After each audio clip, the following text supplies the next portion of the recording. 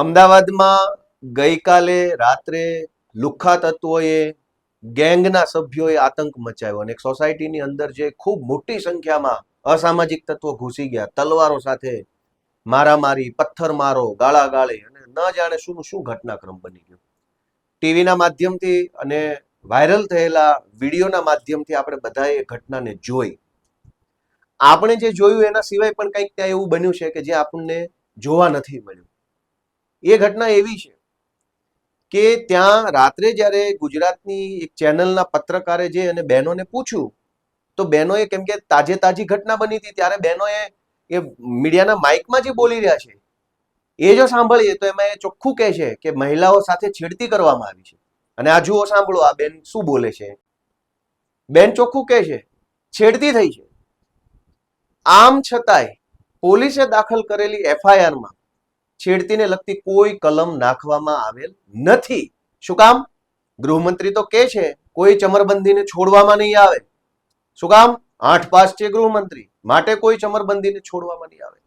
પણ ચમરબંધી ઉપર કલમય લગાડવામાં નહીં આવે. આ બીજા એક દીકરી છે, નાની ઉંમરની યુવાન દીકરી છે, એ જુઓ શું બોલે છે. એ પણ કહે છે કે એની સામે ઘૂરીને જુએ છે, એની સામે બીજી રીતે અલગ મિનિંગથી જોઈ રહ્યા છે. એવું દીકરી પોતે કહે છે. આ બતાવો. જો મહિલાઓ એવું કહે છે સોસાયટીની કે છેડતી થઈ છે, એમની સામે બીભત્સ રીતે જોવામાં આવ્યું છે, અભદ્રતા થઈ છે, છતાંય એફઆઈઆર ની અંદર આરોપી એવા તો શું ભાજપ વાળાના સગાઓ છે, એવા તો શું એમને ઉપર પ્રેમ આવી ગયો છે કે એમના નામ પણ નાખવામાં નથી આવ્યા. આખી એફઆઈઆર તમે જુઓ તો આરોપીના નામ એફઆઈઆર ના ખાનાની અંદર લખવામાં આવ્યા નથી. તો આ ગુંડાઓને, આ લુખ્ખા તત્વોને કોણ બચાવે છે અને શું કામ બચાવે છે? છેડતી કરી છે એવું બહેનો કહે છે. એફઆઈઆર માં છેડતીની કલમ જ નથી. શું કામ? તો કોઈ ચમરબંધીના કહેવાથી, ભાજપના કોઈ નેતાના કહેવાથી કદાચ પોલીસે મજબૂરીવશ આવું કરવું પડ્યું હોય. પોલીસ તો 8 પાસ નથી, પોલીસ ભણેલી છે, પોલીસને બધી ખબર પડે છે. પણ બની શકે કે કોઈએ એને પોલીસના હાથ રોક્યા હોય કે આ ભાજપના બુટલેગરો છે, ભાજપના ગુંડાઓ છે, માટે જોજો, જાજી કલમ લગાવતા નહીં, નહીતર બદલી થઈ જશે. આવું બન્યું હોઈ શકે, અંદાજ છે મારો. દોસ્તો, બે સૌથી મહત્વની બાબત આ એફઆઈઆર ની અંદર આપણને જોવા મળે છે. મારે તો ગૃહમંત્રીને એટલી રિક્વેસ્ટ કરવી છે કે ભાઈ, મેં પોલીસમાં નોકરી કરી છે, મને ખબર પડે છે એફઆઈઆર કેમ લખાય, શું તપાસ થાય, કેમ.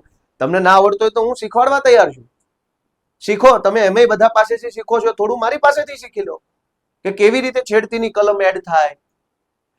એક જ 5 મિનિટના ગેપમાં સંખ્યાબંધ હજારો લુખ્ખાઓ, ગુંડાઓ તલવારો લઈને એક જગ્યાએ પહોંચી જાય. એ કામ માત્ર કોઈ ગેંગ જ કરી શકે, કોઈ ટોળી કરી શકે. એને અંગ્રેજીમાં કાયદામાં શબ્દ છે ઓર્ગેનાઇઝડ ક્રાઇમ, સંગઠિત ગુનાઓ. આ આખી એફઆઈઆરમાં ઓર્ગેનાઇઝ ક્રાઇમની કલમ લગાડવામાં નથી આવી. શું કામ ભાઈ?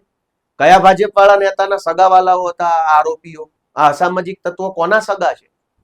ઓર્ગેનાઇઝ ક્રાઇમ, 50-100 છોકરાઓ હાથમાં તલવારો લઈને કોઈ સોસાયટી ઉપર જાણે યુદ્ધ હોય એમ હુમલો કરી બેસે, છતાંય ઓર્ગેનાઇઝ ક્રાઇમની કલમ કેમ નથી લગાવી?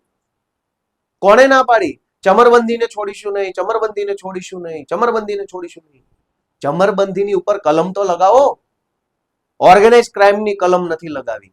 બીએનએસ, ભારતીય ન્યાય સંહિતાની કલમ 111, 12, 13, 14 આ બધી ઓર્ગેનાઇઝ ક્રાઇમની કલમ છે.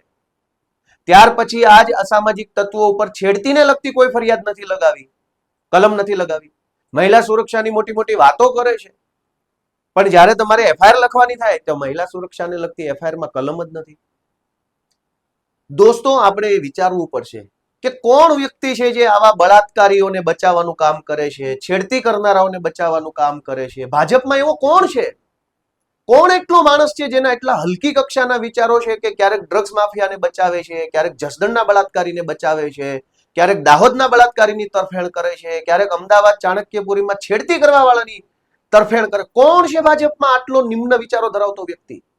આપણે વિચારવું પડશે કે ખુલ્લેઆમ બહેનો કહે છે છેડતી કરી છે, અમારી સામે બીભત્સ નજરોથી જોવામાં આવ્યું છે. સ્ટોકિંગ અંગ્રેજી શબ્દ છે, કાયદાની ચોપડીમાં પણ એ શબ્દ છે, સ્ટોકિંગ, ઘૂરવું. કોઈ મહિલાને ઘૂરવું એ પણ ગુનો છે.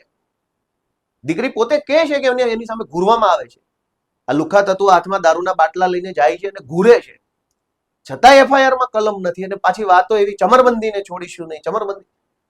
દોસ્તો, આપણે બધા જાગૃત બનવાની જરૂર છે. આ ચાણક્યપુરીની ઘટનામાં ઓર્ગેનાઇઝ ક્રાઇમ માફિયા નેટવર્કની ગુંડા ગેંગની કલમ લગાવવામાં આવી નથી, છેડતીની કલમ લગાવવામાં આવી નથી. માટે મારી વિનંતી છે કે વહેલી તકે ઘટતી કાર્યવાહી કરવામાં આવે. Thank you.